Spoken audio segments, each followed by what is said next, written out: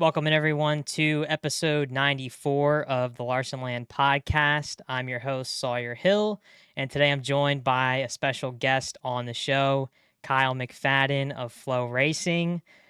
Kyle's been out in Indianapolis for the month of May covering Kyle Larson's start in the 108th running of the Indianapolis 500 for FloRacing. First and foremost, Kyle, I appreciate you spending some time today to drop in here and talk some racing. And I know you got a super busy schedule this month, but how are things going out in Indy? Man, this is crazy to be here, and like everybody talks about Indy being like the mountaintop, right, of auto racing, especially the 500, right? Even non-racing fans, everybody knows the Indy 500, and so we're here, and it's been literally the most intense, probably past 7 days in a row of my life. So, and Kyle, uh, Larson, the other Kyle, he can probably say the same too. The schedule is ridiculous. Like you're up super early, like in the morning, and then I didn't get out of the press box until on Sunday night till closer to midnight. So, and yeah, no, it's been a great experience and super cool to be here and super cool to just see Kyle carry the torch of the dirt world and crossing the bridges that he is in the world of auto racing. So it's really special time to be here witnessing this and also talking about it too with you. Yeah, so is it your first time out at Indy this year, or have you been to Indy before for the 500? Never Never been. I've actually never even been here for a race period, like not even the Gotcha. dirt track, no a NASCAR race or any of that. So first experience is covering the 500. So quite overwhelming, but again, it really has been a good experience. So yeah. It looks like you're joining us from the cool little podcast room there Yeah, at the Indianapolis I Motor would say that Speedway. So too. how is the hospitality and stuff for the media members? It seems like it's a big family. I guess if they call this the greatest spectacle in racing, it's the greatest hospitality for media members too. So, food is constantly being served all day. I even, yeah, I've been hammering these simple like hydration drinks all week. They're called simplicity, sim, simplicity holistic health. I got that right. So, but yeah, these drinks that I've never heard of before in my life. So, um, some high end stuff going on here all across the board. But yeah, Yeah, I mean, Indy's such a cool experience. I mean, I know you're probably looking forward to Sunday the most, but I've been there the past 2 years for the 500, and it gets addicting. I mean, you as a race fan, it's something it that you does. definitely have to go and check out and see. For me, it's just like all of the tradition surrounding the event. It's really cool to see an event it's as big as what it is, and it gets so many people from the community involved, and it's honestly addicting. It honestly is. Like this is more than just a race, you know. Some people come here just like for the event in and of itself. And I mean, it's a whole event. Even like the qualification draws right after Fast Friday, it was like really cool how they lined up all of like the drivers and some of them brought their family members out. Like Kyle brought his kids out like for the drawing and Alan Bestwick there was like on the stage right outside the pagoda. And there's just like a ton of fans like surrounding the stage. And it was just like really cool. Just like moments like that you don't really think about until you're in the moment because like let's face it, everybody wants to be there for race day on Sunday, and then qualifying days too are really intense Yeah. and on the edge. But it's like those like laid back moments where you can kind of take in the atmosphere and it's less stressful and more family friendly. I mean, it's all like family friendly, but like when the race is going on, it's that's ultimately the focus, Right. right? So, but now it's race week and um things are about to get really interesting come the weekend here because he's starting fifth and like Brian Campy, his race strategist, said as long as they can stay like in the top in that top five, by that last run, I believe like fuel windows are anywhere between like 30-ish laps, I think, if I recall correctly. I'm still learning too. I don't really cover IndyCar racing. So, but if he can stay like where he is, like he'll have a shot. So, Right. all things considered, I mean, it's been quite the week if we can put that into perspective. I mean, he's only had like I was looking at the total laps actually here from the whole week after Monday's practice, and he has the 29th most Yeah. laps logged in practice out of the 34 drivers, 206 laps, right? So he has 206 laps plus whatever he ran back during his rookie session. I think that was like 42 or 40ish back in October, and then I think he had another 70 in April, like for the open test. So I mean, he has less than 300 laps in an Indy car around here, and he's starting fifth. And he's getting So ready to go I run a mean, 200 lap race. that's exactly right. So, So I mean, he has 200 straight laps coming up ahead, which is the biggest race in all racing, by the way. So so how much of that do you think? I mean, does Kyle take the 200 lap race? Is part of that 200 still a little bit of learning early in the race? I mean, like you said, they want to be in that top five come the end to have a chance because we've seen over the past couple years, pit road has been very important and has determined the race winner in some ways. I mean, last year, Alex Palou dominated the race. He had problems on pit road. The year prior, Scott Dixon had problems entering the pit lane in right. 2022. So, I mean, for Kyle, how much is of the early stages of the race do you think we'll still be learning? I think a lot of it, right? And so, as far as I know, they take obviously that 200-mile race and they want to cut it down. I think if I heard correctly, the optimal kind of strategy is to make it on 5 stops. So usually it's like if you can make it on 5 stops, then you're good.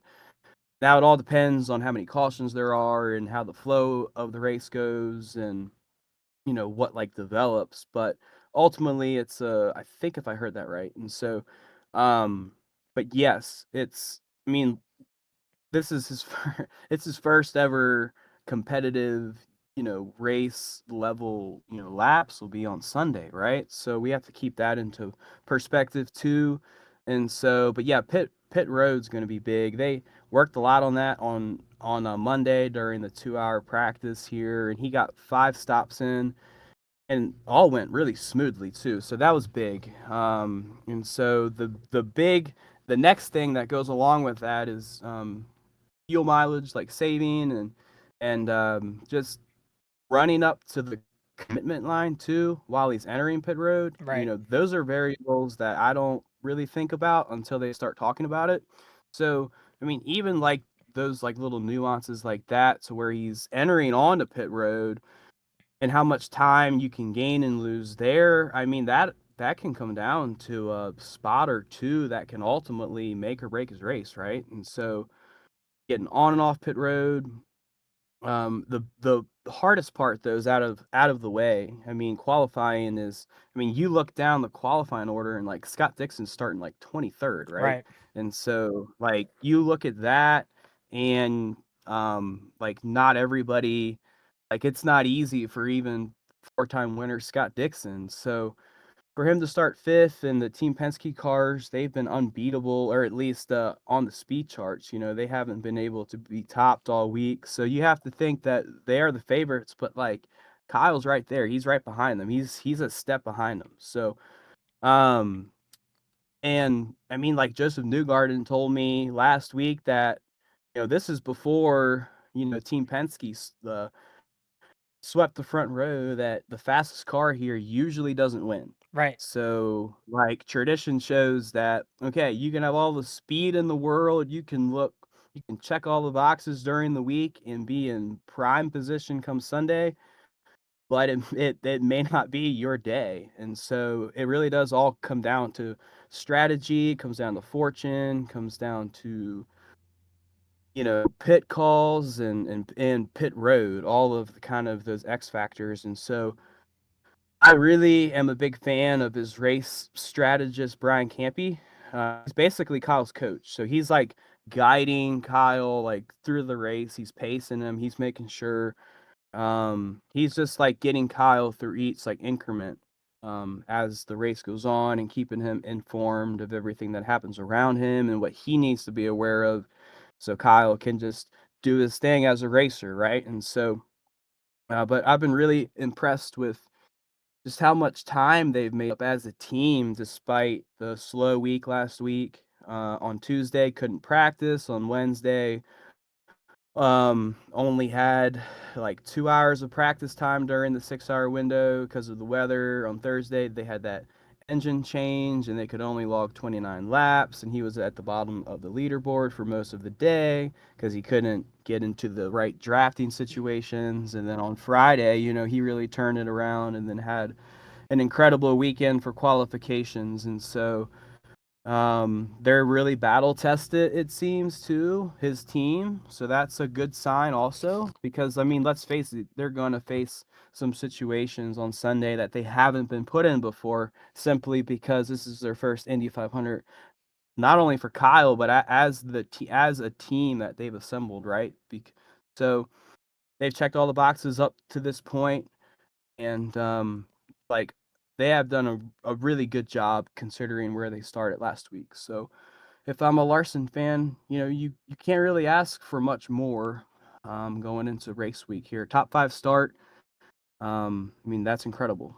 I mean, I think probably, obviously the top 5 start is huge and everybody's super psyched about that as a Larson fan, but I think the buzz really around the whole week like last week and going into qualifying was just what you said, the lack of laps that Kyle has gotten in relation to the other rookies, the other to the rest of the field in the race. So, I mean, do you think that Kyle has much concern himself with the lack of laps that he saw, or no? Because what I kept telling people was, look, when Kyle goes out in the sprint car or the late model, he gets 2 or 3 laps of hot laps, and then he has to That's right. go out and put on the show, and he usually does. So I know this is a lot different than that, but how much of that do you think he's kind of relating and applying to the lack of laps that he's seen over the last week? So even like during to answer your question up front, I don't think he's really concerned at all. That's Kyle. That's Kyle like in a Yeah. nutshell. Like even after qualifications on Saturday, he's like everybody's talking about how stressful this is and like it's just qualifying, like that's like but I mean, he did admit like yeah, like he wants to get as many laps as possible. Like I felt like from Tuesday through Thursday there, like Thursday was like the roughest day for Yeah. him. And he only got 29 laps the whole day. I mean, that's like I mean, if you do it on average, I mean, it's like 40 seconds a lap. I mean, he was on track for probably like 15 minutes that whole day. Like not even that. So I felt like the frustration level then for him was pretty high, but like Friday, Saturday, Sunday, and Monday was huge. Logged quite a bit of laps on Monday. I don't know how many laps. I think he logged. Let me see here. I'm looking at the paper in front of me. Logged 57 laps on Monday. So that's big. And but I feel like he's reached the point going into this week, like the larger picture, like the bigger chunks that he really needed to work on, like the foundation, I guess you can call it, for him as an IndyCar driver this week has been laid. And of course, once you have that foundation, you can always tweak and the more laps you go on from there, you just get more polished, like as a racer. But like I feel like the foundation's there for him to hold his own and so, but yeah, I mean, back to the dirt routes. I mean, he's so used to just hopping in the race car, get 2, 3, 4, 5 hot laps, and you're off the qualifying for two more laps, and then 8 lap heat race usually, and then on to the feature. So yeah, I mean that like, but even though this has no comparison to any of that, it kind of does. In terms of like how he has to think and how he has to not be overwhelmed or acclimate himself really quickly. So I think he can manage that and adjust on the fly. I mean, that's what makes him so. I'm convinced that the more I watch him and hear him speak, like him being able to like not overhype the moment, stay poised. Like his poise is, I think, underrated for him. Or of all the attributes that people talk about from Kyle, like him staying calm and him staying poised and him not really getting overworked or too stressed, it seems like in the moment, losing his cool. That's what really makes him who he is. And so, um, and that's coming to show here this week. Because even me, like as a media member, it's really overwhelming Yeah. being at Indy. If you haven't been here before, immersed in the event and the pageantry and the sun and the long days and so many people, and it can get really overwhelming. So, but he's handled it exceptionally well. And again, I mean, you can't ask for more going into this week. Yeah, and I was gonna ask about that. I mean, Kyle just he really seems calm. He seems, like himself. He doesn't seem out of character at all, which is a Hmm. a really good sign leading up to such a big event for him. So, you kind of talked about just briefly about his, race strategy and stuff like that for Sunday, but with practice wrapped up today on Monday, they got to practice some pit road stuff. I know that was a big check that Kyle wanted to, or a big box that Kyle wanted to check off. But what is the team kind of looking forward to on Friday on Carb Day? The final tune up before the Indianapolis 500. Yeah, so two big things on Friday. Kyle needs to get in a fuel saving mileage run just to kind of like simulate that. It's really hard to like in practice because everybody's again trying to get in as many laps as possible and going pretty hard the whole practice, especially when you only have 2 hours on Monday, and I think carb day is another 2 hours. I So think so. um yeah, so and then also too tire strategy, just working more, getting more runs in, um on I guess like how to manage his tires and stuff, more of like the longer game like Right. situations. I feel like he's gotten a lot of reps in on what to do during like the shorter runs. I feel like on Friday it's about more of the longer runs, getting him more um comfortable in traffic. That's the biggest thing is in traffic. And so what to do like when you run up to a guy's like left rear, like how to time passes, how to make passes. I mean, it's all different, like excuse me, in an Indy car than any other race car that he's driven. He has compared it to like a stock car around here, especially I feel like the older Cup cars. So when they used to race around the oval, but um, I feel like on Friday, like Brian Campy told me, he said that the bigger picture, the larger chunks that they have had to get through and work on, he feels like those are all complete. And now they can work on more of the finer details, which will ultimately come down to if he can really contend at the end of the day for a top five. If not, if you're in that top five, like for real, toward the end of that race, you have a shot. So if you're outside of that top five, then you need to get yourself into that top five. But if he can stay where he is toward the end of that race with 50, definitely 30 to go, then things could get interesting on Sunday. But he's in a really good spot going into carb day, like for real. And so, but yeah, more work on pit road, just like refining those details. But fuel mileage, it seems to be like getting in one longer, like fuel mileage run to see how long he can stretch the car. I Right. feel like is going to be what he's going to be working on most on Friday. So, which he hasn't had yet, but uh, sounds like he'll be able to at least on Friday. Awesome. So, I guess here the other big question I've been seeing everybody asking, maybe you have the answer to this, maybe you don't, but um, everybody's saying, what if Kyle wins? Best case scenario, he wins the race. What happens at that point, timeline wise, for him making it to Charlotte and doing the double. I mean, we saw NASCAR kind of set a little bit of a precedent this past or on Sunday with the All-Star race, moving it back 16 Mhm. minutes, which ultimately was not necessary. You know, he got there in plenty of time, but if he were to win the Indianapolis 500, it would be crazy. But you know, what would the timeline look like? Would he still be able to make it to Charlotte? Great question. I have actually I don't know the answer to that. Um, I haven't like that's the one thing that I feel like I haven't tracked down this week is his schedule. So I Right. feel like his schedule is so so crazy and fluid. I don't even think he knows. It always Like is honest, crazy, right? like honestly, like I don't really think Kyle knows until he has to, move on to the next thing. And it's wild, but I don't know what that situation would be like. That would be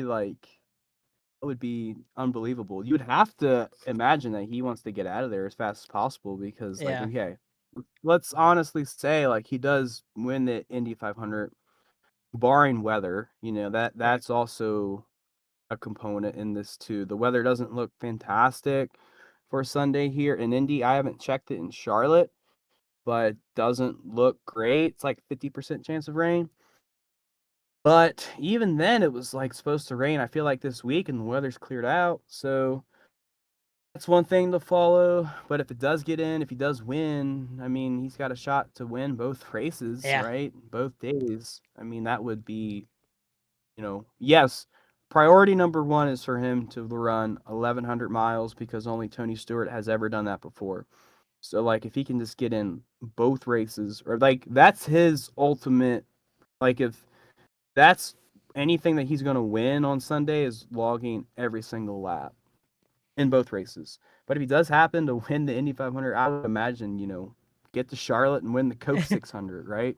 I So guess kind of like the big question with that is just you know all of the kind of pomp and circumstance of like the traditions, the Indy 500 traditions after winning the race, that kissing the too. bricks, the victory lane, like all that stuff takes a lot more time than just if you were to finish second or third. So it'll be interesting That's to see true. what happens in that scenario. I would hope, as not necessarily as a Larson fan, but as a fan of motorsport, as a fan of racing, that the NASCAR would kind of make some kind of move to push the race back a little bit. I think that would be the best thing for racing fans. I mean, Kyle is this driver that is doing things that not many others have done in his career, and NASCAR. I think it's big for them if Kyle wins the Indy 500. That's big for NASCAR. That's big for the dirt world. I mean, the dirt world too. They a big following of the dirt world is kind of getting into the Indy 500 for the first time this year. Yeah. I mean, a lot of people don't like it that NASCAR is working around Kyle's schedule, but like, let's take a moment here and realize, like, what he's doing is super rare, right? I mean, he's like, let's keep the ultimate focus in mind. Like, he is uniting race fans from every discipline and creating so much momentum in the world of auto racing. Like, I even think like Pat McAfee was talking about him on Monday morning during his like show, right? Like, that's what racing needs. Like, Right. that kind of energy, that kind of hype, and um like, yeah, move the start time back 20 minutes or like a half an hour. Like, nobody's going to complain about that. And the only people who are complaining about it are people who just probably weren't a fan of Kyle's in the first place. So, I mean, it's like, and like, even then, it's like, who really cares? And so I feel like NASCAR did the right thing on Sunday at North Wilkesboro, in the back 16 minutes. But like, as you said, like, it didn't really matter because he got there on time. But yeah, I mean, if he wins, I mean, he would. I don't even know what like obligations you would have to go through Right. other than kissing the bricks, like victory lane, drinking the milk, the photos, the media too. Yeah. Like Scott McLaughlin, he won the pole, right? He got the pole on Sunday, and I didn't see him walk out of the media center till like late. Wow. So, and that was only the pole, right? Yeah. So I can't imagine what it's like to win the race. But I'm assuming but he'd have to, yeah, come back or something to. I mean, I don't know. It would be. It'll definitely be interesting to see. I mean, yeah, obviously that's best case scenario, him winning the race, and obviously, like right, you said, he wants to. The primary goal is to finish all 1,100 miles and just finish both races. But to win one or both, that would be a little bit of a cherry for on sure. top. But um, so what's coming up next for you? So I know if you probably weren't at Indy this weekend, you probably would be at the Weikert in Port Royal for that Totally. 75 grand to win High Limit Racing on Sunday night. But I'm kicking myself missing that one. I'll be out in Indy too. But what's coming up after Indy for you? Yeah, I think I'm gonna try to make it to the high limit race at Grandview next Tuesday, but Yeah, me like too. I don't really know if that's gonna happen because like, say if Monday may have to race on Monday. I'm not saying I hope we do. I'm not Yeah, saying we will, but like you have to keep Monday open, right, right? In case if like something comes to that. But that's my next race on the schedule. And then after the weekend after that, I think I'm not at a racetrack because Appalachian Mountain Speed Week for the late models up in Pennsylvania, they're having their speed week start the week after. Clinton County, I think on like June 7th or 8th. It's a Friday night. But yeah, that's like one of my favorite weeks of the year. So that's all on Flow Racing. They hit like 7 or 8 races, I think, over a 10-day span starting that Friday at Clinton County. And so Jim Bernheisel does a great job with running that. So yep, I'll be there for all of those races, Appalachian Mountain Speed Week, and then not sure what comes after that, but definitely Pennsylvania Sprint Speed Week in between there. And then obviously a lot of late model racing too. right. So we love our late models. Kyle loves late model racing as much as he can, too. So, but Always look yeah, certainly a busy summer. Yeah, always look forward to seeing Kyle in the late model. But as you said, a lot of races coming up on Flow Racing and just racing in general. Excited for all of that. As a race fan, there's always something to watch. So, um, people, Absolutely. where can everybody find your stuff? Obviously, you're always posting articles on Flow Racing, but what's your socials and where can people find you? Yeah, you can find me on Twitter at by Kyle McFadden. So it's like my byline at EY and then my name. Um, you can find me on Facebook. Also, I made an auto racing like page that's completely designated for all of my stories and articles. You can just look me up there, Kyle McFadden dash motorsports writer. I post a little bit on Instagram too. I've been posting some stories and some behind the scenes clips and videos of my time in Indy this week. So if you want to follow me there, you can also. I think that's it. Don't really post a whole lot on my TikTok, but if you want to follow Well, me on TikTok and hope that I post something soon, Well, you you never can know when also do that TikTok's gonna too. get banned, right? It could And get then it could that, get yeah, banned that's any that's second. So why we're not that's focusing why I've too much on steered clear TikTok. from TikTok. Yeah, we're not Right. gonna put But all of yeah, our eggs in that basket. But no, definitely not. well, I certainly appreciate you coming on the show today and talking about Kyle Larson's run at the Indianapolis 500.